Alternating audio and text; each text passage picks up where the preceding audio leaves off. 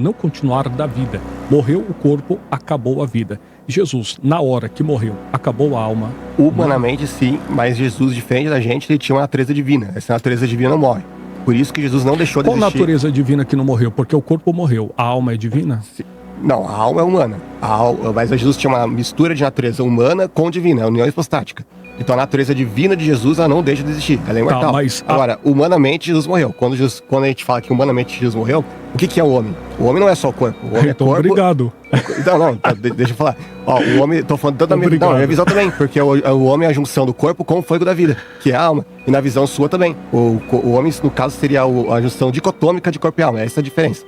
Mas, tanto na minha visão como na sua, a alma de Jesus, no caso, teria que morrer, né? Porque se você diz que a alma de Jesus não morreu e o homem é uma alma, a sua essência, então Jesus nem sequer passou pela morte. Então Jesus não morreu.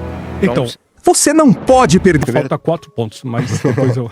Ao longo do debate a gente trata, né? Vamos começar com o texto lá do Sair a Alma, que ele citou o texto lá de Elias, né? Que fala do Sair a Alma. Eu faço uma análise disso no meu livro também.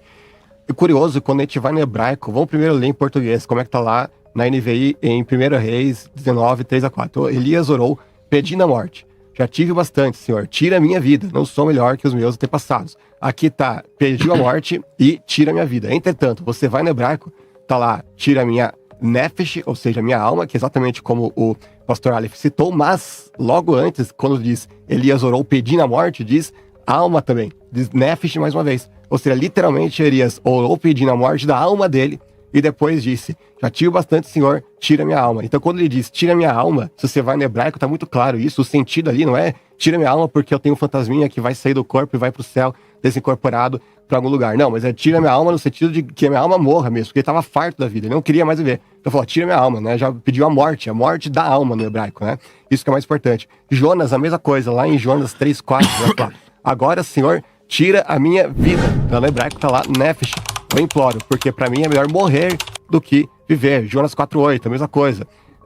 Jonas ficou a ponto de quase desmaiar. Com isso, ele desejou morrer e disse, para mim seria melhor morrer do que viver. Onde diz, ele desejou morrer, no hebraico tá, desejou que a sua alma, nefesh, morresse. Então, quando a gente vai no contexto dessas passagens que falam da alma sair, a alma voltar, a gente vê claramente que tá falando da vida apenas, e no contexto que ele não tá falando da sobrevivência deles em algum outro plano, mas sim da morte deles.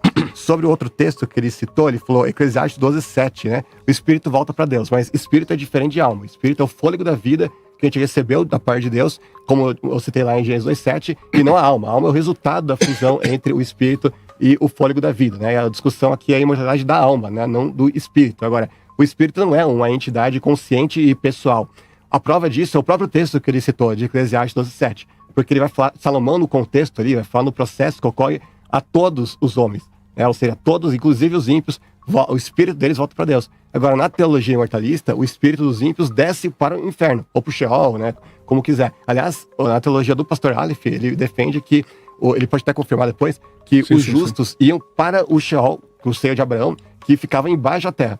Então, não ia voltar para Deus, que contraria a teoria de que a alma do ser humano volta para Deus após a morte. Não né? necessariamente, tá? Né? Todos que defendem a questão do Sheol lá embaixo. Mas você defende, não defende? A tradição, a base da tradição se aplica na cultura judaica para entendimento abaixo. Porém, nós acreditamos que existia de fato o paraíso já no terceiro céu. Bom, a gente vai Tanto debater... é que Paulo... A gente vai debater mais sobre essa questão do... Acabou meu tempo já? Não, professor, à vontade. Eu estou controlando aqui, eu estou controlando aqui cerca de 4 minutos cada um de vocês, e só deixar claro que vocês podem interpelar um ao outro, mas a gente vai sempre respeitar o tempo. Eu posso fazer uma Se pergunta jogar só? Na tela é melhor, né? Pra gente entender. Eu quero fazer uma pergunta só para o pastor Aleph, já aproveitando essa deixa aqui, né? Depois eu queria comentar outros pontos que ele abordou, que eu não tive tempo aqui, né? Mas... você falou que você acredita que a alma e o espírito, porque para você é a mesma coisa, desce pro Sheol, certo? Mas você acredita que atualmente quem morre, o salvo... Não, eu sou tricotomista. Sim, mas você acredita que atualmente quem morre, o salvo, ele não vai pro Sheol, ele vai pro céu, certo? Os salvos? Sim. Com certeza. Então, você tem alguma base bíblica para afirmar que antes eles desciam pro Sheol e agora eles vão pro paraíso? Antes. Sim, que houve essa mudança, essa transferência de um lugar pro O texto clássico de Lucas, eu queria trabalhar outra questão aqui, mas vou responder rápido. Não, respondendo ao professor, depois eu te dou o tempo que você precisar para outra. É muito importante ressaltar que a expressão Sheol, ela tem um significado clássico das 3 raízes, a raiz hebraica tricossonotal, que é relacionado basicamente à mansão dos mortos, o mundo dos invisíveis. O teólogo sistemático Louis Berkhof, na sua teologia sistemática, ele identifica que ninguém sabia o que havia no Sheol. Era uma identificação apenas daqueles que morriam, apenas para o local onde não se sabia. Tanto é que é muito interessante ressaltar que o próprio Davi, na morte do seu filho, ele declarou que ele não vem para ele, mas eu irei ao encontro dele. Eu irei ao encontro. Então, mais uma vez, aqui com a devida vênia ao nobre Lucas Banzoli, refutando essa questão, porque havia uma identidade, sem sombra de dúvidas, na cultura judaica para identificação relacionada à sobrevivência da alma após a morte. Respondendo de forma bem direta à pergunta do nobre companheiro, o Sheol, na identificação judaica, ela aplica basicamente o descanso para os justos, relacionados segundo a fé, que criam no Messias, que estavam simplesmente guardados em um lugar de descanso. O servo de Abraão é simplesmente uma analogia básica ali para descanso. Em Lucas capítulo 16, versículo 19 ao 31, o próprio Senhor Jesus Cristo, ele descortinou o que havia no Sheol.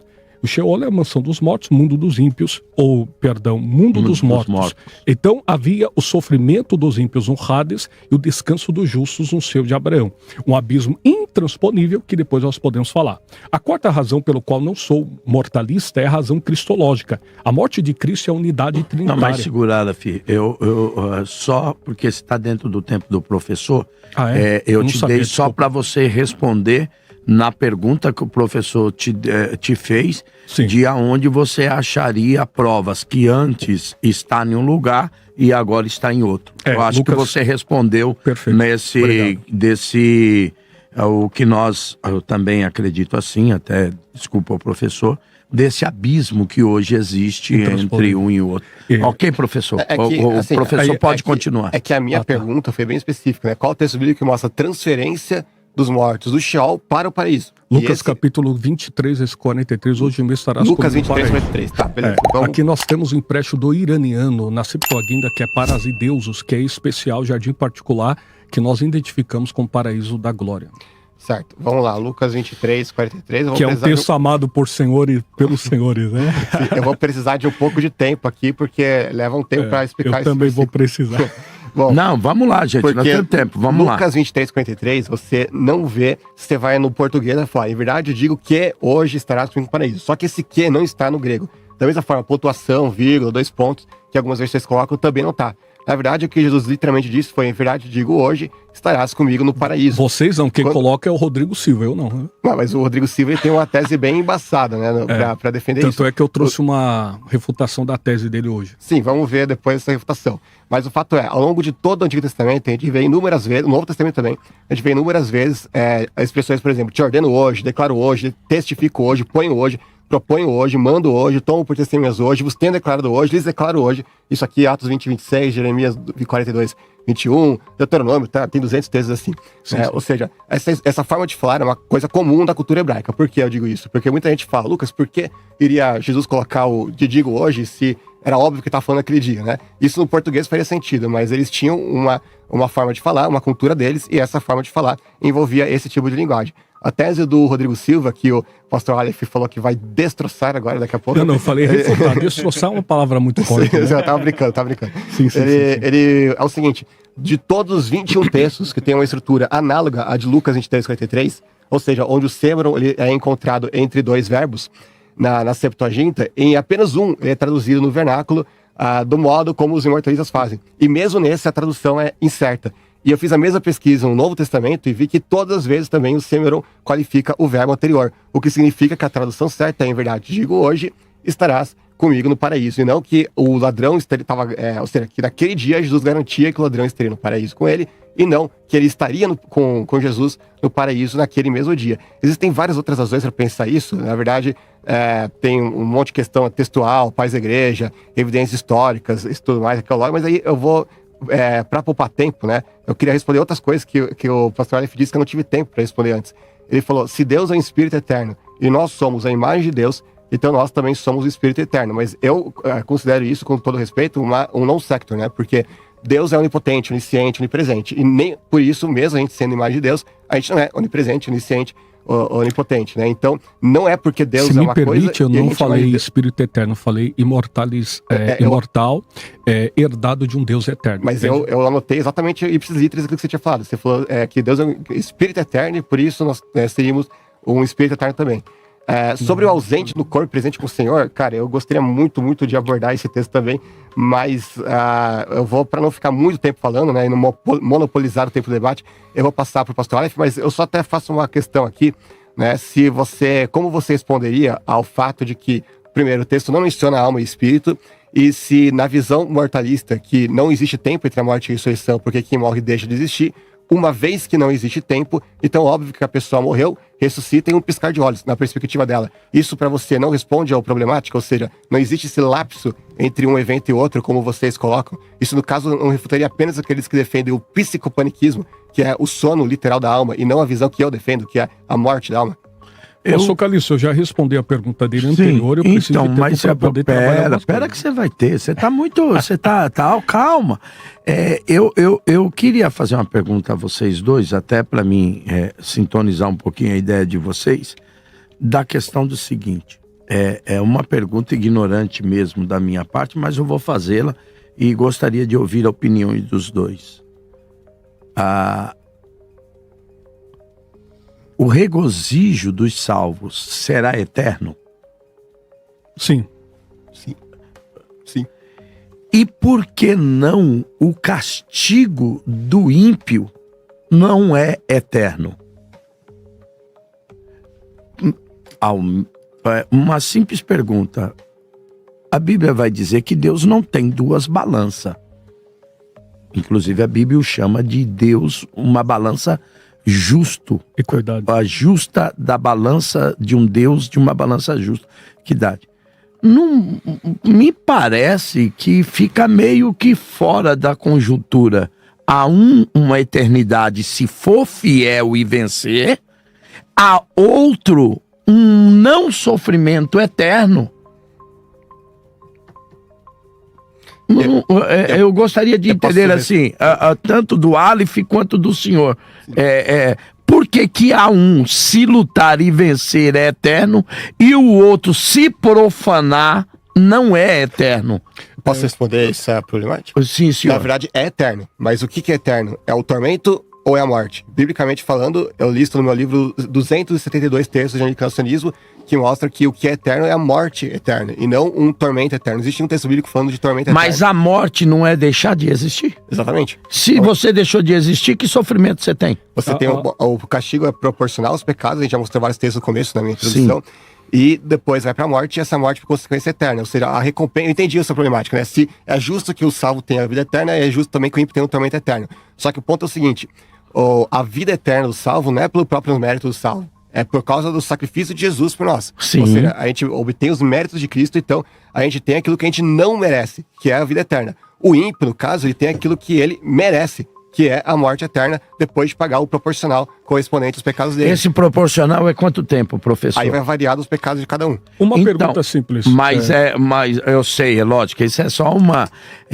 o senhor diria um tempo a quem muito pecou? Porque a quem muito é dado, a quem muito...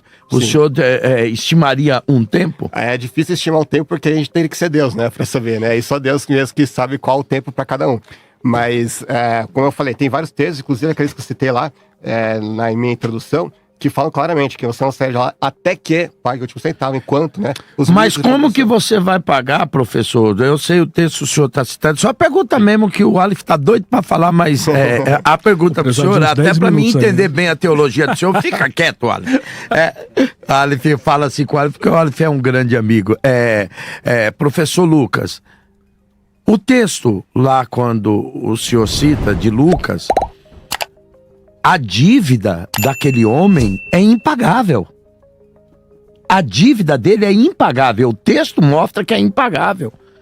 É tanto que lá há uma troca de palavra do grego, não é? Ele pede mais tempo e o senhor liquida a dívida. Porque ele pede matrocomazós e tal, exato. E ele afercis, ou seja, liquidação da dívida. Porque ele não tem como pagar a dívida, que é uma dívida impagável. Então essa questão de que ele vai ficar lá até pagar, como que ele vai pagar se a dívida é impagável? Vamos lá, vou colocar... O texto deixa claro que a dívida é impagável. Vamos colocar um ponto. Peraí, deixa eu colocar aqui. Então. Se abaixar, eu acho que... Abaixa sim, professor, só um pouquinho. Não, só ele, direcionar para a boca dos senhores. Isso, professor. Vamos lá, tem 3 pontos, eu queria falar bastante sobre isso, mas vamos lá. 3 pontos que eu quero destacar. 10 mil talentos, se não me engano, era o preço, né? Exatamente. Ainda assim é um tanto finito. Ou seja, não é a pessoa ficar eternamente lá. Segundo, na visão, a palavra fala de um servo. O servo hebreu, ele trabalhava por no máximo 7 anos, então toda a dívida era paga ao final desses 7 anos. Certo. Então também teria um limite. E terceiro ponto, se era o caso, por que não diz não saia de lá nunca, né? Vamos supor que um caso hipotético, vamos supor que o texto dissesse... Mas tem a festa do jubileu também. Sim, exatamente, bem lembrado. Você não sair de lá, vamos supor que o texto dissesse, você não sairá de lá nunca. Seria o principal texto que os mortalistas usariam para defender o tormento eterno. Mas como diz o contrário, aí, né, de alguma forma não vale. E tem várias outras passagens que eu sei também. Por exemplo, Lucas 12, 47 e 48, Lucas 20, 47, Isaías 24, 21, 23, mas eu vou deixar o pastor responder. Agora eu vou voltar Vamos lá. Era só para entender o pensamento do senhor a respeito disso. Vai lá, Aleph. Eu respondi a pergunta do professor Lucas Banzoli, eu queria que ele respondesse de forma rápida e objetiva. O início da pergunta é pedante, mas você vai compreender por causa da resposta. Você acredita que Jesus Cristo é verdadeiro homem, verdadeiro Deus? Sim. Você acredita, então, que houve um colapso na Trindade pelo fato de que ele morreu na sexta-feira da paixão e ressuscitou domingo pela manhã? Como que você identifica isso? O que você chama de colapso na Trindade? Colapso na Trindade é deixar de existir. Quando vocês defendem a morte em si, é a falência múltipla dos órgãos de forma física natural. Você tem também a questão o não continuar da vida. Morreu o corpo, acabou a vida. Jesus, na hora que morreu, acabou a alma. Humanamente, sim, mas Jesus, diferente da gente, ele tinha uma natureza divina. Essa natureza divina não morre. Por isso que Jesus não deixou de existir. Qual natureza divina que não morreu? Porque o corpo morreu. A alma é divina? Sim. Não, a alma é humana. Mas Jesus tinha uma mistura de natureza humana com divina, é a união hipostática. Então a natureza divina de Jesus, ela não deixa de existir, ela é imortal. Agora, humanamente, Jesus morreu. Quando a gente fala que humanamente Jesus morreu, o que é o homem? O homem não é só o corpo. O homem é corpo. Obrigado. Não, deixa eu falar. O homem, tô falando tanto da minha visão também, porque o homem é a junção do corpo com o fôlego da vida, que é a alma. E na visão sua também. O homem, no caso, seria a junção dicotômica de corpo e alma. Essa é a diferença. Mas, tanto na minha visão como na sua, a alma de Jesus, no caso, teria que morrer. Né? Porque se você diz que a alma de Jesus não morreu e o homem é uma alma, a sua essência, então Jesus nem sequer passou pela morte. Então Jesus não morreu. Então vocês estão me dizendo que a alma de Jesus é porque na visão deles... da mesma natureza da alma humana? O que eu estou dizendo o que ele está falando aí já... Perfeito. Aqui nós temos na morte a alma de Jesus dentro da cristologia, a razão pela qual eu não sou mortalista, é que este ponto é mais tecnicamente denso para eles. Porque a mortalidade trata a respeito da extinção total da alma. Dito isso, na morte, a alma de Jesus, que ele possui plenamente, conforme o concílio de Calcedônia, 451 d.C., verdadeiro Deus, verdadeiro homem, sem mistura, teria deixado de existir por 3 dias no mortalismo. Por quê? Isso implicaria a união hipostática, a pessoa do Filho unindo natureza divina e natureza humana completa, corpo-alma. Teria isso temporariamente desfeita, já que um dos elementos constitutivos da natureza humana, a alma, teria sido extinto. Por isso que aqui é uma refutação clássica do mortalista, porque ele não consegue identificar. Uma hora a alma existe, na sobrevivência do corpo de Cristo, ou melhor, na morte de Cristo, a alma passa de Jesus a sobreviver, porém, quando é relacionado ao ser humano, também ele não tem essa conotação. A consequência teológica é grave, professor Lucas, porque a trindade durante o trinduma teria sido reduzida funcionalmente a uma triunidade para uma biunidade. Aqui nós temos o Pai e o Espírito plenamente atuantes, mas o Filho como a sua unidade completa, corpo, alma, corpo morto sem alma existente, o que fere a doutrina da imutabilidade da união hipostática. Por quê? Que a ortodoxia cristã afirma ser permanentemente ininterrupta desde a encarnação. Os textos relacionados à continuidade da alma e do espírito de Cristo, na morte de Lucas 23:43, hoje mesmo estarás comigo no paraíso, depois vamos trabalhar algumas questões, trata a respeito dessa questão. 1 de Pedro, capítulo 3, versículo 18 e 19, morto na carne, mas vivificado em espírito, pastor Antônio Caliço, foi pregado aos espíritos em prisão. Depois nós podemos trabalhar também essa questão. Atividade consciente do espírito de Cristo entre a morte e a ressurreição. Efésios, capítulo 4, versículo 9 ao 10, desceu às partes mais baixas, isso aqui também está no credo apostólico, né? E nós temos aqui também, antes de subir acima de todos os céus, descrevendo um momento de um movimento de Cristo consciente no intervalo. A leitura clássica, patrística e credal, como havia dito anteriormente, que é o corpo de Jesus, morreu, mas a alma e espírito humano, unidade divina do Logos, permanece consciente, preservado ininterruptamente e a plena unidade da Trindade. A quinta razão pela qual eu não sou mortalista é a razão escatológica forense, o estado intermediário, como nós costumamos a falar, consciente. Apocalipse capítulo 6, versículo 9 a 11 é matador. As almas debaixo do altar clamam ativamente por justiça. Depois nós vamos fazer a análise morfológica do texto. Como é início do debate, só estou dando um respaldo aqui para os irmãos compreenderem. Até quando não julgas consciente, demonstrando memória, senso temporário e agência moral antes da ressurreição final do juízo. Lucas capítulo... Eu preciso terminar porque vocês falaram bastante. Não, mas pera um pouquinho. Eu vou terminar. Eu vou chamar o bispo, Samuel. Olha, filho, eu vou dar tempo para você terminar, mas isso aqui é um debate. O professor tem o direito de te interpelar. Você fez isso. Por favor, professor. É que são muitos textos, e aí se for fazer uma exegese de cada um deles, vai ficar. Não, nós vamos fazer, temos aqui, tempo, mas eu só queria concluir. Lucas capítulo 10, se me permite. Mas, professor, se o senhor em algum ponto quiser parar e tal, o senhor tem. Porque não eu conheço o Aleph, eu conheço o Belemita. Não, mas eu espero o Aleph concluir, daí eu respondo por lá. Eu só estou no início, quinta razão. Lucas capítulo 16, 19 e 31. Nós temos aqui um texto clássico, que é o rico e o Lázaro experimentando consciência e memória. O rico lembra dos seus irmãos, sofrimento e consolo imediato após a morte, sem qualquer indicação de sono consciência, que é muito lindo para nós trabalharmos. Se a alma fosse extinta na morte, queridos ouvintes e telespectadores pelo YouTube, não haveria sujeito para experimentar juízo ou consolo intermediário. O texto perderia sentido literal e moral. E a primeira regra da hermenêutica bíblica simples é sempre, quando possível, pegar o texto de forma literal, respeitando a leitura histórico-gramatical e não crítica histórica. Eu sei, o senhor já até citou, depois eu gostaria Não, tenho mais para falar aqui. Não. Então...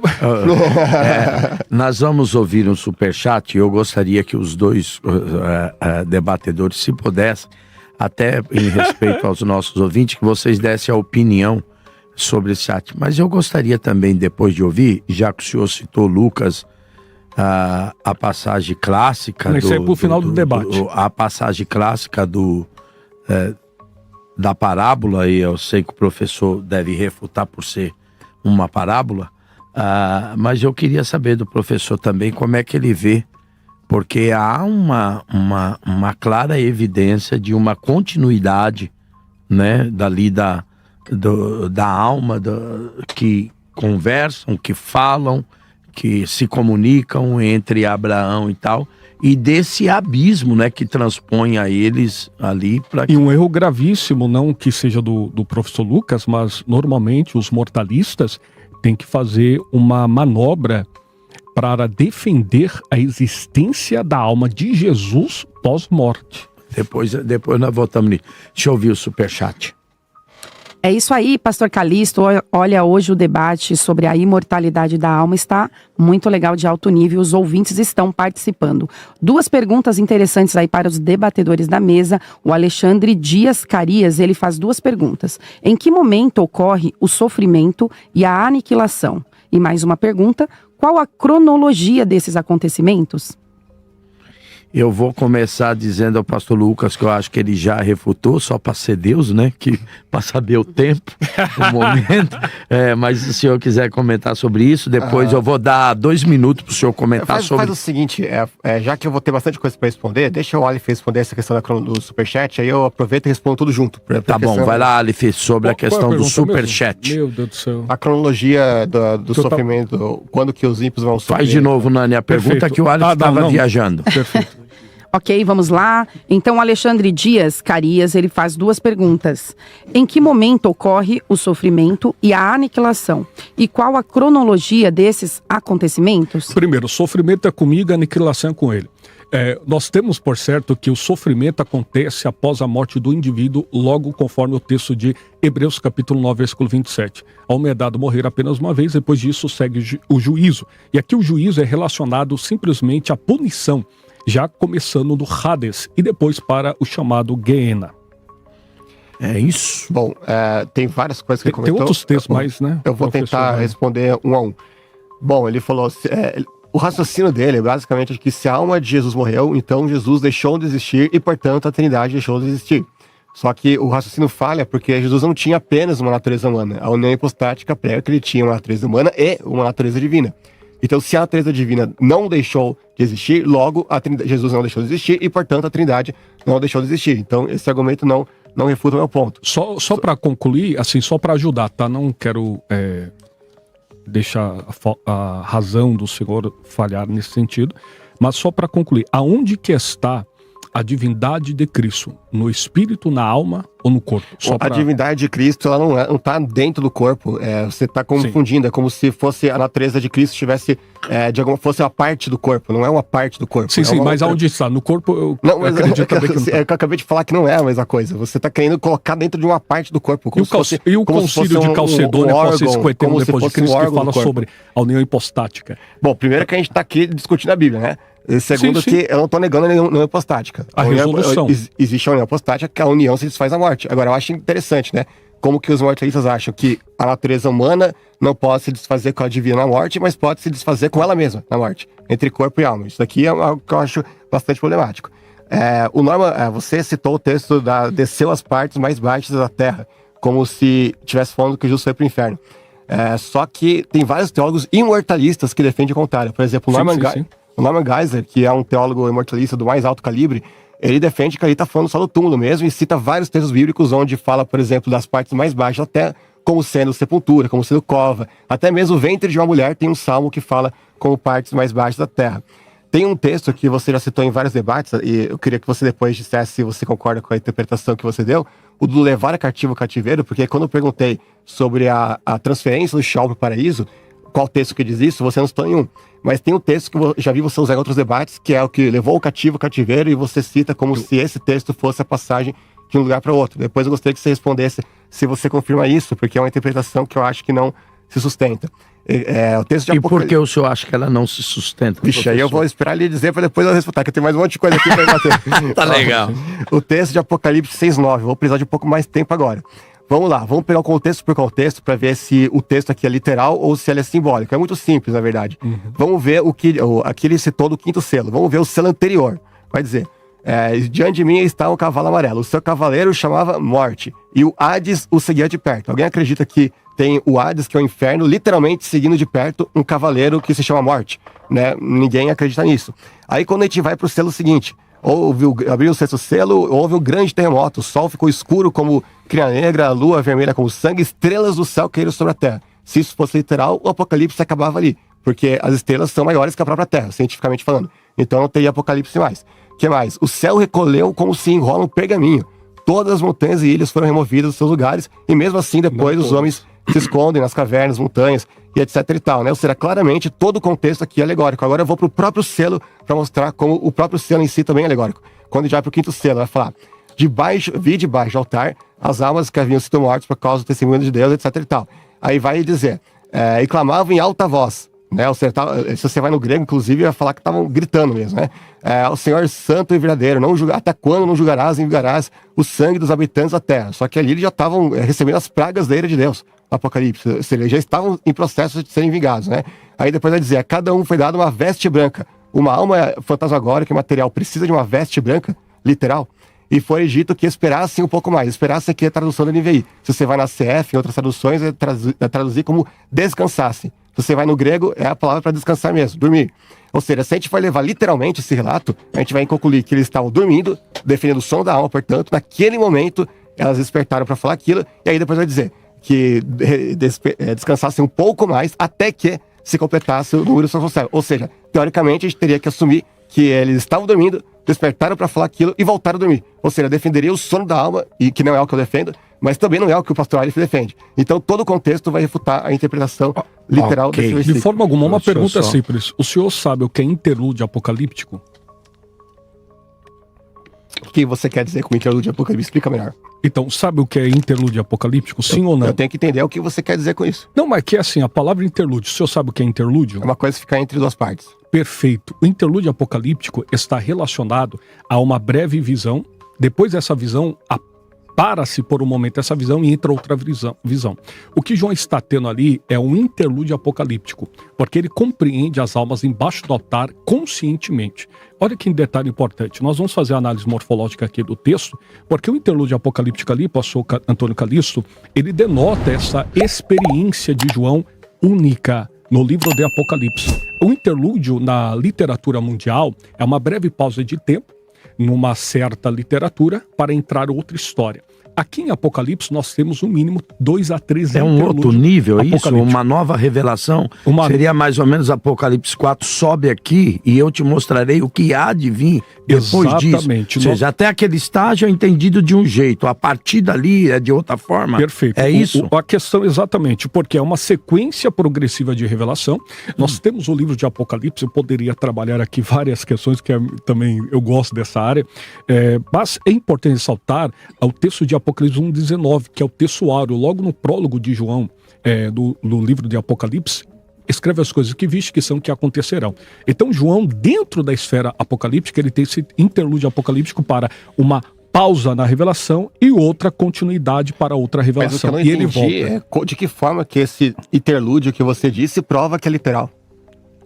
O literalismo, por causa da nossa visão pré-milenista dispensacionalista, que nós compreendemos que o livro de Apocalipse ele tem no mínimo 300 símbolos proféticos. O símbolo não anula a literalidade. Por quê? Porque a literalidade está por detrás do simbolismo. Então, nós mas aí que eu vou fazer uma questão. Então tem literalmente um dragão perseguindo uma mulher grávida no deserto.